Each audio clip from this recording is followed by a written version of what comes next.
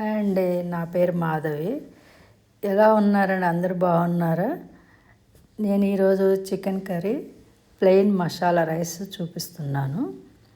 Chicken curry చేయడానికి first నేను chicken clean చేసి అందులో కొంచెం ఉప్పు, పసుపు, కారం, పెరుగు వేసి ఒక హాఫ్ అన్ అవర్ ముందు అట్లా కలిపి పెట్టుకున్నానండి.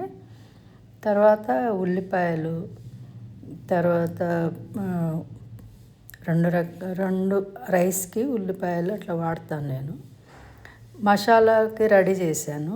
చెక్క, లవంగాలు, ధనియాలు, తర్వాత కొబ్బరి,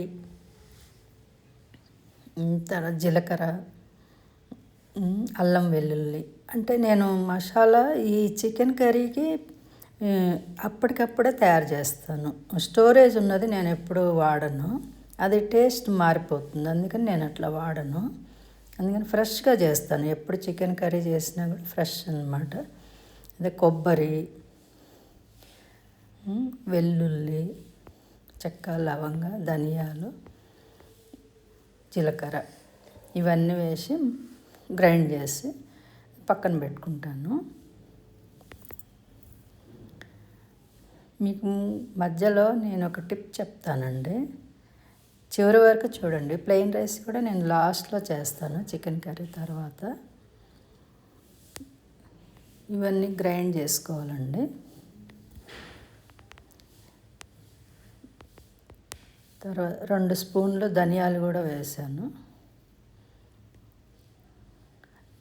వీటన్నిటిని గ్రైండ్ చేసుకోండి. ఉల్లిపాయ కూడా వేస్తాను, ఎందుకంటే ఒక ఉల్లిపాయ ఓన్లీ పోపులో వేసాం అనుకోండి, ఈ పేస్ట్ అంత గుజ్జుగా రాదు, మెత్తగా రాదనమాట. అందుకని ఒక ఉల్లిపాయ మిక్సీలో కూడా పడతాను నేను. అప్పుడు పేస్ట్ బాగా స్మూత్గా మెత్తగా వస్తుంది. కొంచెము పట్టేటప్పుడు కొంచెం వాటర్ వేసుకున్నాను. వాటర్ వేసుకొని మళ్ళీ మెత్తగా చేసుకొని పక్కన పెట్టుకొని కుక్కర్ పెట్టాను. ఇప్పుడు స్టవ్ ఆన్ చేసి కుక్కర్ పెట్టుకున్నా.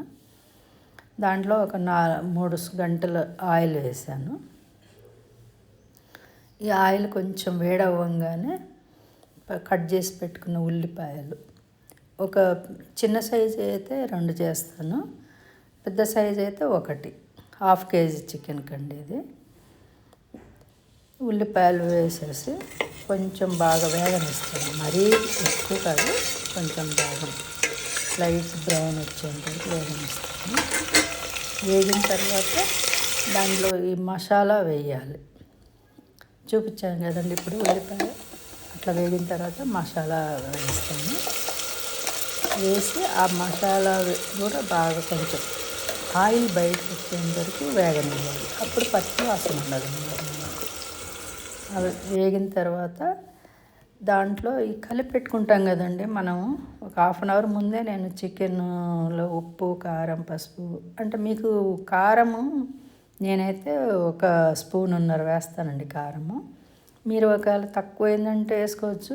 మీకు కారంగా అనిపిస్తే 1 స్పూన్ వేసుకోవాలి. అది మీరు తినే టేస్ట్ని బట్టి ఉంటుంది. వేసి ఆ ముక్కలకు అంతా మసాలా పట్టేంత వరకు ఆ ఆయిల్ బయటికి రావాలి మనకు. ఆ ముక్కలలో నుంచి వాటర్ అంతా పోయి అంతవరకు నేను అది కలుపుతూనే ఉండాలి.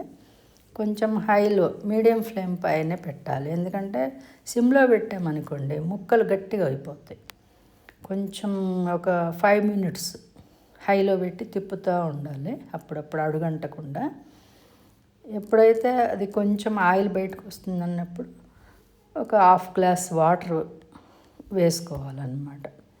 కొత్తిమీర కూడా రెడీ చేసి పెట్టుకున్నాను లాస్ట్లో, అది వేసి చూడండి. అలా ఆయిల్ కొంచెం బయటకు వస్తుంది కదా, ఆ టైంలో ఇంకా చూసుకొని నేను వాటర్ యాడ్ చేశాను అన్నమాట. కారం సరిపోలేదని మళ్ళీ ఒక హాఫ్ స్పూన్ వేసాను. తర్వాత ఇప్పుడు ఇంకా వాటర్ యాడ్ చేస్తాను.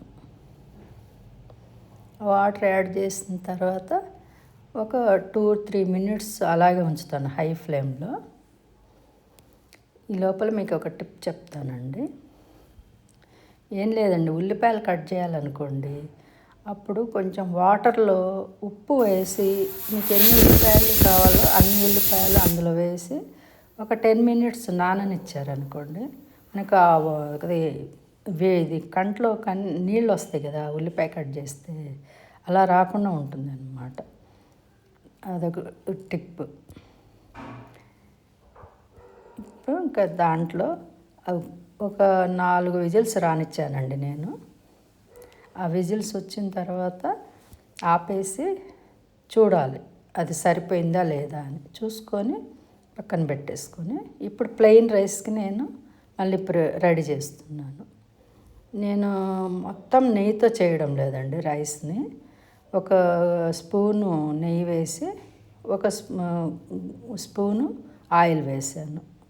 ఆ తర్వాత చెక్క, లవంగ, ఒక ఉల్లిపాయ, కరివేపాకు అన్నీ వేస్తాను. దాంట్లో బాగా వేగనివ్వాలి. ఆ మసాలా పువ్వు ఉంది కదండి, అది కూడా వేస్తాను.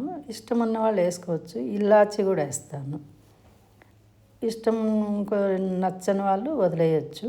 అది మన ఇష్టం అన్నమాట, అంతే. చెక్క, లవంగ ఇది మాత్రం తప్పకుండా వేస్తాను. సాల్ట్ వేస్తే ఏంటంటే త్వరగా కొంచెం ఉల్లిపాయ వేగుతుందని వేసాను. నేను కొద్దిగా పసుపు కూడా వేస్తాను. అంటే అట్లా వైట్ కలర్లో అంటే అంత ఇష్టంగా తినరు మా ఇంట్లో, అందుకని లైట్గా పసుపు వేస్తాను రైస్కి. అది కొంచెం వేగినాక మసాలా కూడా వేసేస్తాను. పట్టి పెట్టుకున్నాను కదండి ఇంతకుముందే. నేను ఎప్పుడు కూడా చికెన్ అయినా రైస్కైనా అప్పటికప్పుడు ఫ్రెష్దే తయారు చేసుకుంటాను. ముందుగా స్టోరేజ్ చేసి పెట్టుకున్న ఏవి వాడను దీనికి.